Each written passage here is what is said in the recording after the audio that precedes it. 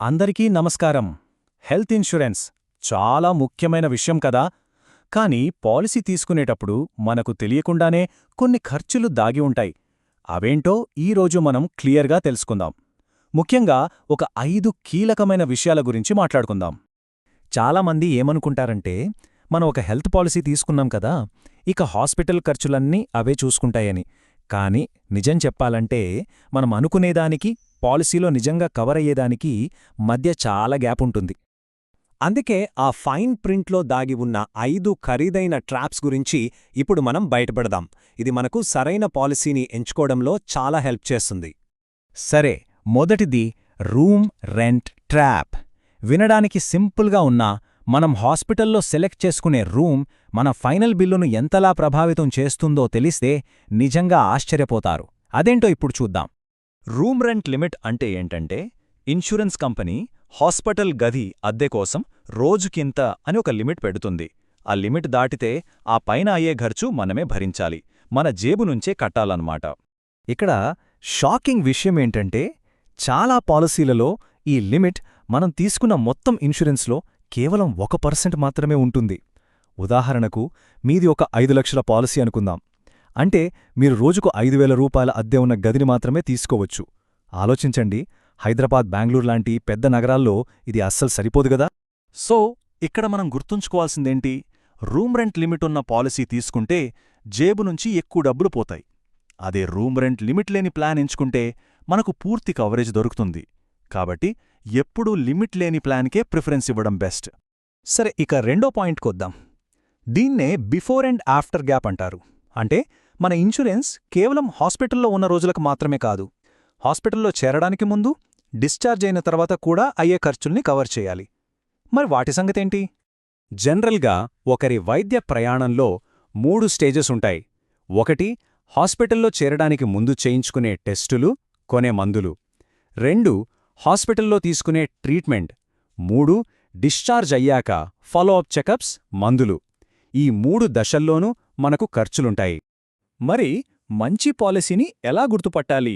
చాలా simple. Discharge అయిన తర్వాత కనీసం 90 నుంచి 180 రోజుల వరకు అయ్యే ఖర్చులను కవర్ చేసే ప్లాన్ను వెతకండి. ఇది చాలా చాలా ముఖ్యమైన పాయింట్, అస్సలు మర్చిపోవద్దు. ఇక మూడవది లోకల దాగి ఉండే పరిమితులు. వీటినే సబ్ లిమిట్స్ అంటారు. అంటే ఏంటంటే, మన పాలసీ ఒక జబ్బును కవర్ చేస్తుంది, కానీ దాని ట్రీట్మెంట్కి అయ్యే మొత్తం ఖర్చును ఇవ్వదు. అక్కడో చిన్న లిమిట్ పెడుతుంది. ఈ దాగి ఉన్న లిమిట్స్ ఎలా పనిచేస్తాయో ఇప్పుడు చూద్దాం. ఉదాహరణకు, కొన్ని పాలసీలలో పెద్ద సర్జరీలకు, ఐసీయూ ఛార్జీలకు లేదా క్యాటరాక్ట్ ఆపరేషన్ లాంటి వాటికి కొన్ని లిమిట్స్ ఉంటాయి. అంటే మన ఇన్సూరెన్స్ 10 లక్షలు ఉన్నా సరే, ఈ స్పెసిఫిక్మైన ట్రీట్మెంట్లకి కంపెనీ 1 లక్షో 2 లక్షలో మాత్రమే ఇస్తుంది. మిగతాది మనమే కట్టుకోవాలి. సో దీని నుండి మనం నేర్చుకోవాల్సిన గోల్డెన్ రూల్ ఏంటంటే, ఒక పాలసీలో ఎన్ని తక్కువ సబ్లిమిట్స్ ఉంటే అది అంత మంచి పాలసీ. ఇది గుర్తుపెట్టుకుంటే చాలు. ఇప్పుడు కొంచెం సీరియస్ సిచ్యువేషన్ గురించి ఆలోచిద్దాం. ఒకే ఏడాదిలో ఏదైనా పెద్ద అనారోగ్యం వచ్చి మీ ఇన్సూరెన్స్ డబ్బులన్నీ అయిపోయాయి అనుకోండి. అప్పుడేమవుతుంది? అదే సంవత్సరంలో మళ్లీ హాస్పిటల్ అవసరం వస్తే పరిస్థితి ఏంటి? చూసారా, ఈ పరిస్థితి చాలా డేంజరస్. మన ఇన్సూరెన్స్ డబ్బులు మొత్తం అయిపోతే ఆ తర్వాత అయ్యే ఏ ఖర్చుకైనా మన జేబు నుంచే పెట్టుకోవాలి. ఇది ఆర్థికంగా మనల్ని చాలా దెబ్బతీస్తుంది. అయితే భయపడాల్సిన అవసరం లేదు. దీనికి ఒక అద్భుతమైన సొల్యూషన్ ఉంది. అదే అన్లిమిటెడ్ రీస్టోరేషన్ ఫీచర్. ఇదొక మ్యాజిక్ లాంటిది.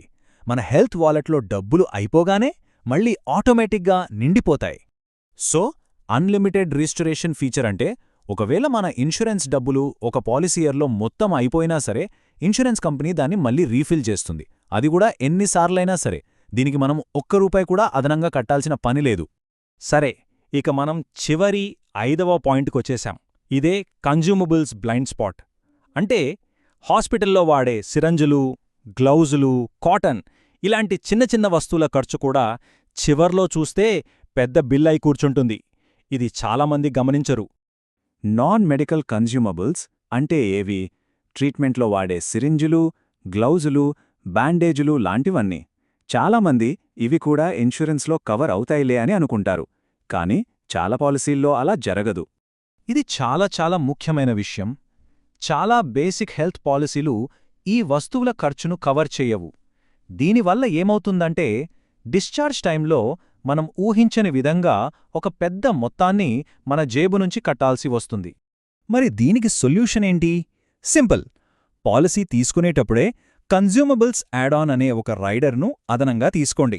ఇది తీసుకుంటే ఈ చిన్న ఖర్చులు కూడా కవర్ అయిపోతాయి. ఓకే, ఇప్పటివరకు మనం డిస్కస్ చేసిన ఈ 5 కీలకమైన పాయింట్లని ఇప్పుడొక సింపుల్ చెక్లిస్ట్లా చూద్దాం. ఇది మనకు పర్ఫెక్ట్ పాలసీని సెలెక్ట్ చేసుకోవడంలో బాగా ఉపయోగపడుతుంది. ఈ 5 పాయింట్ చెక్లిస్ట్ను బాగా గుర్తుపెట్టుకోండి. 1. రూమ్ రెంట్కు ఎలాంటి లిమిట్ లేని పాలసీ. 2. హాస్పిటల్ తర్వాత 90 నుంచి 180 రోజుల వరకు కవరేజ్. 3. వీలైనంత తక్కువ సబ్లిమిట్స్ ఉండాలి. 4. అన్లిమిటెడ్ రిస్టోరేషన్ ఫీచర్ తప్పకుండా ఉండాలి. ఇక 5వది కన్జ్యూమబుల్స్ ఖర్చుల కోసం యాడ్ ఆన్ తీసుకోవాలి. ఈ విషయాలన్నీ తెలుసుకున్న తర్వాత ఇప్పుడు మనల్ని మనం వేసుకోవాల్సిన ప్రశ్న ఒకటుంది. మన చేతిలో ఉన్న ఆ పాలసీ డాక్యుమెంట్లో నిజంగా ఏముంది? ఈ 5 పాయింట్లను దృష్టిలో పెట్టుకుని ఒకసారి దాన్ని చెక్ చేసుకోవడం చాలా అవసరం కదా?